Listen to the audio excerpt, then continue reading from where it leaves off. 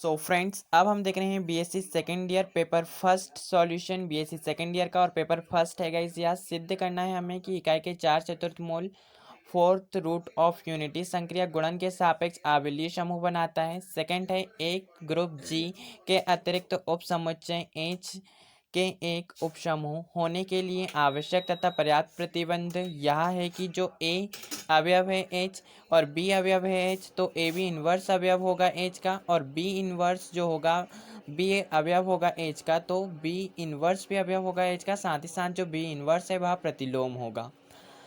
Third question है हमारा, परिभाषा लिखनी है हमें अभिसारी अनुक्रम की।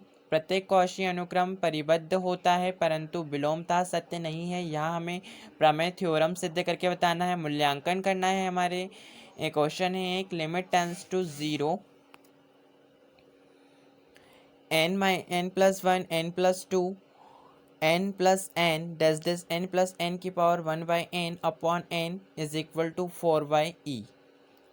एंड फिफ्थ क्वेश्चन है हमारा, अवकल समीकरण जो है 4x/डबल dash plus 2y dash plus y is equal to 0 का श्रेणी रूप ज्ञात कीजिए। एंड सिक्स क्वेश्चन है, सिद्ध करना है हमें zero integration 0 to infinite e की power -ax j0bx/dx is equal to 1/√a² plus b²। So चलिए हम देखते हैं सॉल्यूशन।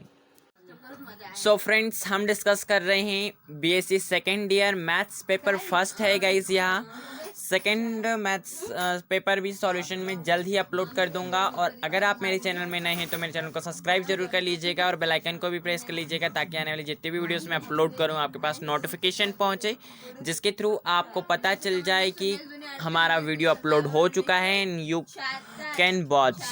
सो बेल आइकन को प्रेस जरूर कर लीजिएगा गाइस। सो हमारा फर्स्ट क्वेश्चन हम सॉल्व कर रहे हैं। सिद्ध कीजिए कि इकाई के 4/4 संक्रिया गुणन के सापेक्ष जो है आवेलीय समूह बनाता है। सो हमें 4/4 पहले पता होना चाहिए। कैसे ज्ञात करेंगे, तो हम x इज इक्वल टू 1 की पावर 1/4 ले लेंगे क्योंकि हमें 4/4 ज्ञात करना था। तो जो 1/4 है जब वह x के पावर में आ जाएगा, सो x की पावर 4 इज इक्वल टू 1 हो जाएगा। अब हम 1 को इस ओर पक्षांतरित कर सकते हैं गाइस, तो क्या हो जाएगा हमारी इक्वेशन, x की पावर 4 - 1 इज इक्वल टू 0 हो जाएगी। अब यहाँ पे क्या हो रहा है, यहाँ पे हम इसे इस प्रकार से लिख सकते हैं x² + 1 x² - 1 इस प्रकार से हम लिख सकते हैं, इज इक्वल टू हम 0 कर सकते हैं। सो अब जब हम x की वैल्यू फाइंड आउट करेंगे, सो गाइस आपको मालूम होगा √-1 इज इक्वल टू आयोटा होता है। सो जब एक यहाँ पे x की वैल्यू -1 भी आ रही है और +1 भी आ रही है। So friends, iota is equal to क्या होता है, √-1 होता है। और यहाँ पे आप पक्षांतरित करेंगे तो x की दो वैल्यूज़ आपको प्राप्त होंगी, एक माइनस में प्राप्त होंगी और एक प्लस में प्राप्त होंगी। सो आयोटा माइनस आयोटा 1 -1 इसकी जो वैल्यू हमें x की प्राप्त हो जाएगी। इस प्रकार से हमें इकाई के 4/4 प्राप्त हो जाएंगे। अतः इकाई के 4/4 का समूह क्या हो जाएगा हमारे पास, j is equal to 1 -1 i इस प्रकार से हमारे पास 4/4 हो जाएंगे। अगर हम इसको सारणी में द्वारा इस प्रकार से गुणन संक्रिया के सापेक्ष इस प्रकार से प्रदर्शित करेंगे, यहाँ दिखाने के लिए कि गुणन जी में आवेलीय समूह है, निम्न सारणी बनाते हैं हम। ये आप देख सकते हैं 1 डॉट, यहाँ पे 1 -1 i आप ले लेंगे। इसी तरह जो ऊपर है सबसे फर्स्ट वाली जो रो है उसमें आप 1 -1 i रख लेंगे और फर्स्ट वाला जो कॉलम है उसमें आप 1 - i यहाँ पे आप रख लेंगे। सो आप जब इनका मल्टीप्लिकेशन करेंगे तो आई होप आपको ये आइडिया होगा। अगर आपको आइडिया नहीं है तो कमेंट बॉक्स में कमेंट करके बता दीजिएगा, मैं इसको सॉल्व करने के अलग से वीडियो बना दूंगा। सो अब हम यहाँ पे देखेंगे, हमें मालूम है कि कोई भी जो समूह है वह आवेलीय समूह होगा यदि और केवल यदि वह संबरक नियम, एसोसिएटिव संबरक नियम जो कि क्लोजर प्रॉपर्टी है, सहचर्य नियम, एसोसिएटिव लॉ, तत्समक नियम, प्रतिलोम नियम और क्रम विनिमय नियम का जो पालन करती हैं गाइस, वो जो होती हैं वह हमारा आवेलीय समूह होती है अगर वह पांचों प्रॉपर्टी को संतुष्ट करता है। सो हम वही देख रहे हैं। सबसे पहले हम देखेंगे संबरक नियम। जो संबरक नियम होता है उसमें क्या होता है कि कोई भी अवयव जो हम ग्रुप का ले रहे हैं उसका जो दो अवयवों का मल्टीप्लिकेशन वह अवयव प्राप्त होगा जो ऑलरेडी उस ग्रुप में प्रेजेंट है। सो यहाँ पे हमें वही हमने जो 4 अवयव यहाँ पे लिए हैं इकाई के 4 चतुर्थमूल 1 - 1 i - i का जब हम मल्टीप्लिकेशन इस प्रकार से करते हैं गुणन संक्रिया के सापेक्ष 1 डॉट -1 करते हैं तो हमें -1 प्राप्त होता है जो कि g का अवयव है। इसी प्रकार 1 i का जब हम मल्टीप्लिकेशन करते हैं तो i प्राप्त होता है जो कि g का अवयव है। इसी प्रकार आप सभी का मल्टीप्लिकेशन करेंगे तो हमें वही अवयव प्राप्त होंगे जो g में ऑलरेडी प्रेजेंट है। तो यह हमारा हो जाएगा समवर्ग नियम संतुष्ट हो जाएगा गाइस। सो हम यहाँ पे लिख लेंगे जो संक्रिया गुणन के सापेक्ष जो हमारा एसोसिएटिव लॉ है वह संतुष्ट होता है। इसी प्रकार साहचर्य नियम हम देख रहे हैं क्लोजर प्रॉपर्टी, सॉरी गाइस मैंने क्लोजर प्रॉपर्टी संतुष्ट होता है। हमने फर्स्ट अभी क्लोजर प्रॉपर्टी किया है, अब हम एसोसिएटिव प्रॉपर्टी कर रहे हैं। सो इसमें क्या होता है, अगर हम 3 एलिमेंट लेते हैं और जब हम इनका 2 का मल्टीप्लिकेशन करके तीसरे का उसके साथ मल्टीप्लिकेशन करते हैं तो अगर हम उनके क्रम को बदल भी दें तो उनकी जो वैल्यू होती है वह इक्वल होती है। सो वही यहाँ पे है, यहाँ पे हमने 3 अवयव ले लिया है जैसे 1 -1 और i जो है अवयव है g के इस प्रकार हैं कि अगर हम 1 डॉट आई डॉट -i करें एक कोष्टक में i और 1 को हमने ले लिया है, फिर हम जो 1 है उसे बाहर ले लेंगे और i -i का मल्टीप्लिकेशन करेंगे। जब हम इनका मल्टीप्लिकेशन करेंगे तो गाइस आप करके भी देख सकते हैं 1 ही प्राप्त होगा। सो जो कि एक g का अवयव है। इसी प्रकार हम अगर हमें क्योंकि 4 चतुर्थमूल लिए हैं इसी प्रकार हम -1 1 i भी ले सकते हैं। सो -1 डॉट 1 का आप मल्टीप्लिकेशन करेंगे फिर 1 i का उसमें मल्टीप्लिकेशन करेंगे, या फिर आप -1 को बाद में मल्टीप्लाई करें i और 1 को पहले मल्टीप्लाई करते तो भी आपको -i ही वैल्यू प्राप्त होंगी जो कि g का ऑलरेडी अवयव है। अतः संक्रिया गुणन के सापेक्ष जो एसोसिएटिव प्रॉपर्टी है साहचर्य नियम जो है वह भी संतुष्ट हो जाएगा। सो यह थी हमारी एसोसिएटिव प्रॉपर्टी। अब हम देख रहे हैं सेकंड तत्समक नियम। जो तत्समक नियम होता है आइडेंटिटी प्रॉपर्टी क्या होती है, इसमें हम 4 अवयव जो लिए हैं हमने 1 -1 i - i अवयव है g के लिए एक तत्समक अवयव संक्रिया गुणन के सापेक्ष 1 इस प्रकार होगा यहाँ पे कि 1 डॉट -1 इज इक्वल टू -1 अवयव होगा यह g का। इसी प्रकार आप 1 डॉट i करते हैं तो जो 1 एलिमेंट जो होगा तत्समक अवयव, जब भी हम गुणन की संक्रिया लेते हैं तो तत्समक अवयव 1 लेते हैं तो 1 का जब भी हम उसके साथ मल्टीप्लाई करेंगे तो वही वैल्यू प्राप्त होगी जिस वैल्यू के साथ हम गुणा कर रहे हैं। सो यहाँ पे आइडेंटिटी अतः संक्रिया गुणन के सापेक्ष जो तत्समक नियम जो होगा वह संतुष्ट हो जाएगा। इसी प्रकार आप प्रतिलोम नियम देखेंगे। प्रतिलोम नियम में क्या होगा, माना जी के अवयवों के लिए उनके प्रतिलोम का अस्तित्व इस प्रकार है कि जो जब हम इनको मल्टीप्लाई करते हैं तो हमें आइडेंटिटी एलिमेंट प्राप्त होता है प्रतिलोम अवयव में। जब हम 1 डॉट 1 करते हैं 1 का प्रतिलोम तो हमें एक आइडेंटिटी एलिमेंट प्राप्त होता है ई जो कि वैल्यू 1 के बराबर है। इसी प्रकार हम -1 और -1 का मल्टीप्लाई करते हैं तो भी हमें 1 ही प्राप्त होता है, या फिर i और -i का जब हम मल्टीप्लाई करते हैं तब भी हमें 1 ही प्राप्त होता है। क्यों होता है, तो i² की वैल्यू आपको याद होगी -1 होती है और माइनस ऑलरेडी है तो वह +1 हो जाएगा। इसी प्रकार -i और i की जो वैल्यू हो जाएगी वह 1 आ जाएगी। सो यहाँ हमारा जो है आइडेंटिटी एलिमेंट प्राप्त हो रहे हैं जब हम उसका प्रतिलोम के साथ उसका मल्टीप्लिकेशन कर रहे हैं तो यह हो जाएगा हमारा प्रतिलोम नियम। सो यहाँ पे हम लिख सकते हैं अतः प्रतिलोम तत्समक अवयव इज इक्वल टू 1 का अस्तित्व है, अतः प्रतिलोम नियम संतुष्ट होता है। सो यहाँ हमारी समूह की प्रॉपर्टी है, लेकिन हमें अविलियन समूह है यह सिद्ध करना है तो क्रम विनिमय प्रॉपर्टी भी संतुष्ट होगी। तो हम मानते हैं अगर हमारा जो 1 - 1 i - i अवयव है जो इस प्रकार है कि जो हमारा क्रम विनिमय नियम मतलब a डॉट b हम करें जैसे कि हम 1 डॉट -1 का जब हम मल्टीप्लाई कर रहे हैं तो हमें वही वैल्यू प्राप्त होगी जब हम -1 × 1 करेंगे। सो -1 ही वैल्यू प्राप्त होगी। इसी प्रकार हम -1 और i का भी ले सकते हैं, -1 × i कर दो या फिर i × -1 कर दो, वैल्यू i ही प्राप्त होगी -i। सो जो कि g का अवयव है गाइस। इसी प्रकार आप चारों एलिमेंट को बारी बारी से लेकर करके बता सकते हैं। अतः क्रम विनिमय नियम संतुष्ट होता है, अतः संक्रिया गुणन के सापेक्ष इकाई के 4 चतुर्थमूल आवेलीय समूह बनाते हैं। यह हमारा फर्स्ट क्वेश्चन का सॉल्यूशन है गाइस। आई होप आपको समझ में भी आ गया होगा। और अगर आपको वीडियो देखने में कोई भी प्रॉब्लम हो रही है तो गाइस क्वालिटी इन्हेंस कर लीजिएगा और आप वीडियो पॉज करके इसे नोट डाउन कर सकते हैं।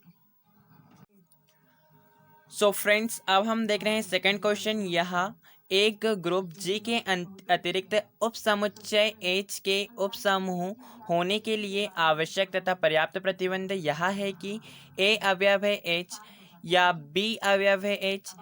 इस प्रकार है कि जो ए बी इनवर्स होगा वह भी अवयव होगा एच का। यहाँ पे बी इनवर्स और बी जो है अवयव होंगे एच के, जो कि एच जो है जी का उपसमूह है, का प्रतिलोम है। यहाँ पे बी जो है बी इनवर्स बी का प्रतिलोम है, यहाँ पे ये बताया गया। तो यह हमारा क्वेश्चन है गाइस, जिसे हमें सॉल्व करना है। सो हमें इसके लिए पहले तो आवश्यक प्रतिबंध, अनिवार्य प्रतिबंध लिखना होगा। सो हमारा आवश्यक और अनिवार्य प्रतिबंध क्या हो जाएगा? अनिवार्य प्रतिबंध हम मान लेंगे, मान लो कि जो जी का एक उपसमूह है एच, यहाँ पे हमें मानना होगा गाइस। तो प्रथमतः मान लो कि एच जी का उपसमूह है और ए और बी जो हैं बताया भी गया है क्वेश्चन में अवयव हैं एच के, तो हम ए बी अवयव हैं एच के कर लेते हैं। चूँकि एच जो है उपसमूह है किसका है? अतः एच जी का। अतः एच के प्रत्येक अवयव का प्रतिलोम जो होता है वह भी एच में होगा, क्योंकि यह एक प्रॉपर्टी है कि प्रत्येक अवयव का प्रतिलोम उस अवयव पर ही, उस समूह पर ही बिलोंग करता है, प्रतिलोम इन्वर्स होता है उस ग्रुप में। सो एच के जो प्रत्येक अवयव का प्रतिलोम होगा वह भी एच में ही होगा। इस प्रकार यदि ए जो बी है अवयव होगा एच का, तो जो ग्रुप की फोर्थ शर्त है कि जो ए का जो इन्वर्स जो भी सदस्य है, उसका जो भी एलिमेंट है उसका इन्वर्स उस ग्रुप पे ही बिलोंग करता है। सो बी इन्वर्स भी एच पे बिलोंग करेगा। सो हमारा क्या हो जाएगा? अतः जो संवर्ग का विग्रहित होगा, ए अवयव है एच और बी इनवर्स अवयव है एच, क्योंकि ए और बी दोनों अवयव है एच बोला है, और बी अवयव है एच तो बी इनवर्स भी अवयव होगा एच का। सो ए और बी का जब हम मल्टीप्लिकेशन करेंगे या तो हमें क्या प्राप्त हो रहा है कि ए बी इनवर्स प्राप्त होंगे, तो ए बी इनवर्स भी अवयव होगा एच। तो ए बी इनवर्स जो वैल्यू हमें प्राप्त हो रही है वह भी एच पे बिलोंग कर रही है। तो यहाँ हमारा जो क्लोजर प्रॉपर्टी जो होगी, संवरक नियम जो होगा वह संतुष्ट हो जाएगा। इससे क्या प्रतिबंध की अनिवार्यता सिद्ध हो चुकी है गाइस। अगर हम अब प्रतिबंध, जो पर्याप्त प्रतिबंध की बात कर रहे हैं, जो हमें बताया गया है उस क्वेश्चन के अकॉर्डिंग, तो पर्याप्त प्रतिबंध इसके लिए क्या हो जाएगा? माना समूह जी का रिक्त उपसमुच्चय एच दिए हुए प्रतिबंध ए बी का अवयव होगा ए बी, जो कि अवयव है एच के, तो ए बी इनवर्स जो होगा वह भी एच पे बिलोंग करेगा, को संतुष्ट करता है। ये जो हमने देखा है अनिवार्य प्रतिबंध से। हमें सिद्ध करना क्या है कि एच जो है वह जी का उपसमूह है। यहाँ पे हमें यह सिद्ध करना है। इसके लिए हमें दर्शाना होगा कि जो एच है वह एक समूह है, क्योंकि समूह का जो उपसमुच्चय होगा, उपसमूह होगा, वह भी एक समूह ही होगा गाइस। तो हमें यहाँ पे उपसमूह यहाँ पे सिद्ध करना है। तो दिए गए प्रतिबंध एक में जो हमें पता चल गया है ए और बी जो है वह बराबर हम ले लेंगे, जो बी की जो वैल्यू है वह ए के इक्वल हम ले लेंगे। सो हमारा ए बी इनवर्स बोला, ए बी अवयव है एच, ऐसा कहा था। सो ए और ए अवयव है एच, सो ए बी अवयव है एच, तो ए बी इनवर्स अवयव होगा एच का। यह है हमारा अनिवार्य प्रतिबंध के अंतर्गत जो हमें प्राप्त हुआ है। सो यहाँ पे ए इनवर्स अवयव होगा एच का। सो जो ए इनवर्स होता है वह एक आइडेंटिटी एलिमेंट होता है, क्योंकि जब हम किसी अवयव के प्रतिलोम का उसके साथ गुणा करते हैं तो हमें आइडेंटिटी एलिमेंट प्राप्त होता है। सो क्या होगा यहाँ पे? तत्समक नियम है यहाँ हमारा। सो ई अवयव होगा एच का, क्योंकि प्रत्येक अवयव का जो होता है तत्समक अवयव भी उसी पे बिलोंग करता है, समूह का प्रत्येक तत्समक अवयव उस पर बिलोंग करता है। सो यहाँ पे तत्समक नियम अवयव ई है, एच में विद्यमान है, तो यहाँ पे हमारा क्या तत्समक नियम संतुष्ट हो जाएगा। अब हम सेकेंड प्रतिबंध लेते हैं। ए इज इक्वल टू ई और बी इज इक्वल टू ए लेने पर क्या होगा? अब हम ए के स्थान पे ई ले लेंगे और बी के स्थान पे ए ले लेंगे, तो ई ए अवयव है एच, तो क्या होगा? ए ई ए इन्वर्स अवयव होगा एच का, और आइडेंटिटी एलिमेंट के साथ हम गुणा करेंगे तो हमें वही अवयव प्राप्त होता है जिसका साथ हम आइडेंटिटी एलिमेंट का गुणा कर रहे हैं, तो ए इन्वर्स ही प्राप्त हो जाएगा। सो ए इन्वर्स भी बिलोंग करेगा एच में। आता है यहाँ के प्रत्येक अवयव जो हैं, एच के प्रत्येक अवयव का प्रतिलोम एच में विद्यमान होगा, तो यहाँ पे इन्वर्स प्रॉपर्टी भी संतुष्ट हो जाएगी गाइस। अब हमें क्या करना है, ए बी अवयव है H, so A B inverse अवयव है एच, और हमें पता है इन्वर्स का इन्वर्स स्वतः अवयव होता है, सो यहाँ पे ए बी अवयव हो जाएगा एच का, इसीलिए एच में संबरक नियम का पालन होता है। सो अब हम एसोसिएटिव प्रॉपर्टी को संतुष्ट कर देंगे। हमारी आइडेंटिटी एलिमेंट प्रॉपर्टी संतुष्ट हो चुकी है, हमारी प्रतिलोम नियम संतुष्ट हो चुका है, हमारा संबरक नियम संतुष्ट हो चुका है। अगर एसोसिएटिव प्रॉपर्टी भी संतुष्ट हो जाएगी तो यह एक समूह होगा, और समूह का उपसमूह भी, उपसमुच्चय जो होता है वह भी एक समूह होता है, यह प्रूव हो जाएगा। सो हमारा जो प्रमेय है वह सिद्ध हो जाएगा। सो यहाँ पे हम ले रहे हैं ए बी सी अवयव है एच, तो ए बी सी अवयव होंगे जी के भी, क्योंकि जो एच है वह उपसमुच्चय है, उपसमूह है गाइस जी का।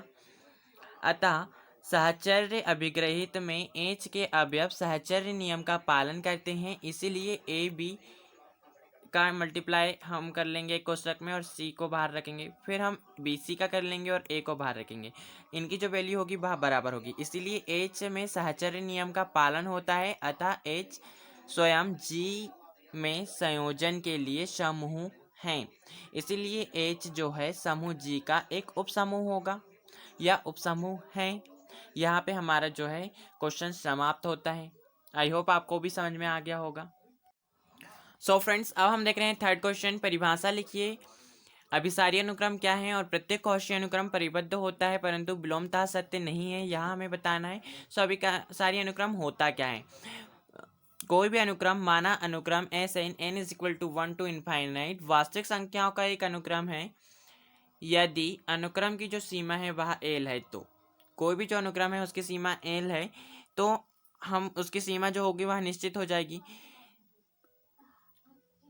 तो हम कहते हैं कि अनुक्रम की जो संख्या एल है पर अपसरित होता है। जो भी कोई हमारा अनुक्रम है S N N is equal to 1 to infinite, वह अगर किसी उसकी सीमा एल है तो एल की ओर वह अभिसरित होगा।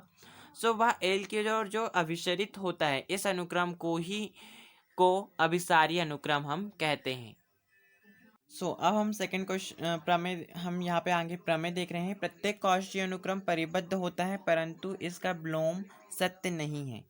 सो इसका क्या आ जाएगा, माना S is equal to S N N is equal to 1 to infinite वास्तविक संख्याओं का एक कौशी अनुक्रम है, इसीलिए दिए epsilon is equal to 1 is greater than 0 के लिए जो धनात्मक पूर्णांक p is equal to P epsilon का अस्तित्व इस प्रकार होगा कि एस एन माइनस जो एस एम है उसकी जो वैल्यू होगी वह एप्सिलॉन से कम होगी, और एप्सिलॉन इज इक्वल टू 1 हम यहाँ पे ले रहे हैं, और यहाँ पे जो एन और एम की जो वैल्यू है वह पी के इक्वल और बराबर हो सकती है। विशेष परिस्थिति में क्या होगा, अगर हम विशेष परिस्थिति में ले तो S N minus S P is equal to क्या होगा, कम होगी उनकी वैल्यू 1 से, और यहाँ पे n जो है p जो है नेचुरल नंबर्स n के इक्वल और उससे छोटा है। सो यहाँ हम इस इक्वेशन फर्स्ट दे देंगे।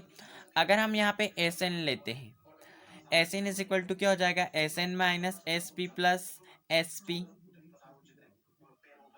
यहाँ पे हम दोनों पक्षों में एस पी घटा को प्लस कर रहे हैं, दोनों पक्षों में एस पी को जोड़ रहे हैं। सो यहाँ पे एस एन बचेगा और यहाँ पे S N minus S P plus S P हो जाएगा, जो कि बड़ा है, इक्वल है S N minus S P plus S P कर देंगे हम यहाँ पे। अब जो S N minus S P है उसकी जो वैल्यू है वह 1 है इक्वेशन 1 से। इक्वेशन अगर 1 आप देखें, so S N minus S P is less than 1, तो हम यहाँ पे 1 ले सकते हैं, 1 प्लस एस पी ले सकते हैं, और जो p की वैल्यू है वह एन के इक्वल और उससे छोटी है। सो यहाँ पे हमें ये कोष्टक में लिखना है। मान लो अगर हमारा जो m है वह maximum Sn S1 S2 S3 dash dash SP minus 1 तथा 1 प्लस SP है, तो क्या होगा, Sn is less then m होगा, m से छोटा होगा Sn for all natural numbers, जो सिद्ध करता है कि जो Sn है वह जो हमारा अनुक्रम है Sn n is equal to 1 to infinity एक परिबद्ध अनुक्रम है। अतः अनुक्रम S -1 की power n is equal to 1 to infinite एक परिबद्ध अनुक्रम है, परंतु यह अनुक्रम जो है विलोमतः सत्य नहीं होगा। अतः कौशी नहीं होगा यह। अतएव प्रत्येक परिबद्ध तो होगा लेकिन कौशी नहीं होगा। अतएव प्रत्येक जो परिबद्ध है अनुक्रम है वह कौशी नहीं होता है, यह हमें बताना था। सो यहाँ पे हो गया है सॉल्व। अब हम देख रहे हैं सेकंड क्वेश्चन। यहाँ पे मूल्यांकन कीजिए limit n is equal to n tends to infinite n plus 1 n plus 2 dash dash n plus n upon n की पावर, यहाँ पे n plus 1 n plus 2 dash dash n plus n की power n by 10 upon n है, जो कि हमें 4 by e की value के इक्वल लेके आनी है। तो यहाँ पे हम nवा पद निकाल लेंगे इस अनुक्रम को देखते हुए। इस अनुक्रम को देखते हुए nवा पद क्या लिख लेंगे हम, S n plus 1 n plus 2 n plus 3 dash dash n plus n upon n, हम यहाँ पे n की पावर n लिख लेंगे। यहाँ हमारा nवा पद होगा। इसी प्रकार हम एस n प्लस 1वें अनुक्रम का पद निकालें n प्लस 1वें पद, तो हमारा क्या हो जाएगा, n के स्थान पे n प्लस 1 हम रख रहे हैं।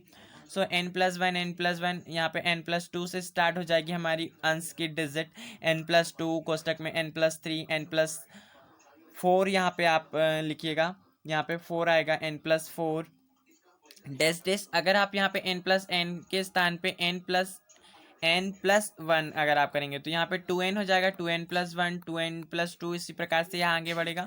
अपॉन में n की पावर n थी तो n प्लस 1 की पावर n प्लस 1 हो जाएगी, क्योंकि n के स्थान पे हम n प्लस 1 रख रहे हैं। अब हम Sn प्लस 1 Sn जो हमारा अनुक्रम है का n प्लस 1वां पद अपॉन nवा पद को हम भागित करते हैं, उनका डिवीज़न करते हैं। सो यहाँ पे हम डिवीज़न कर देंगे।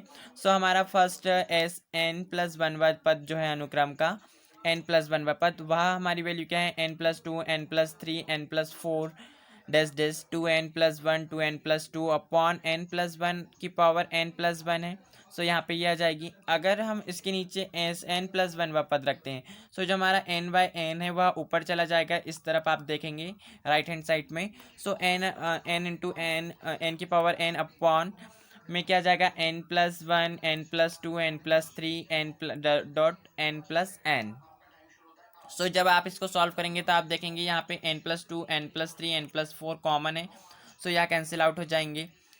अब यहाँ पे आप देखिए क्या बचा, 2n प्लस 1 2n प्लस 2 और n की पावर n अपॉन में यहाँ पे क्या जाएगा, n प्लस 1 यहाँ पे बचा हुआ है, और यहाँ पे ऑलरेडी n प्लस 1 की पावर n प्लस 1 है, तो हम इसे इस प्रकार से लिखते हैं, अगर आधार समान हो तो घाती जुड़ सकती है। सो हम यहाँ n प्लस 1 की power n into n plus 1 हम लिख सकते हैं। सो यहाँ पे हम अगर n कॉमन लेते हैं अंश में, सो यहाँ पे क्या बचेगा, 2 प्लस 1 बाई n। यहाँ पे अगर हम फिर एक और n निकालते हैं यहाँ से कॉमन, तो 2 प्लस 2 बाई n आ जाएगा, इंटू में n बाई n रहेगा, अपॉन अगर हम हर में आप देखिए तो हर में यहाँ पे n प्लस 1 है, यहाँ पे स्क्वायर हो जाएगा, n प्लस 1 इस और भी है इस और भी है, n प्लस 1 का होल स्क्वायर हो जाएगा, और n प्लस 1 आएगा, यहाँ पे n प्लस 1 का n पावर आ जाएगी यहाँ पे।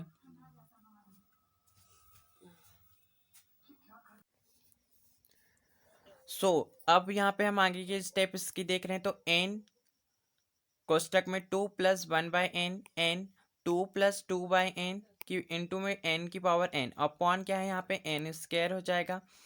हम यहाँ पे स्क्वायर कॉमन अगर n कॉमन लेते हैं तो यहाँ पे स्क्वायर है, क्योंकि होल स्क्वायर 2 है, सो यहाँ पे n स्क्वायर कॉमन निकलेगा, तो यहाँ पे क्या हो जाएगा, 1 प्लस 1 बाई n का होल स्क्वायर इंटू में यहाँ पे n बाई n एन, क्योंकि होल में एन की पावर एन थी, यहाँ पे हम देख रहे हैं one plus N plus one की पावर एन थी, यहाँ पे वन लगाइएगा आप, एन प्लस वन की पावर एन है।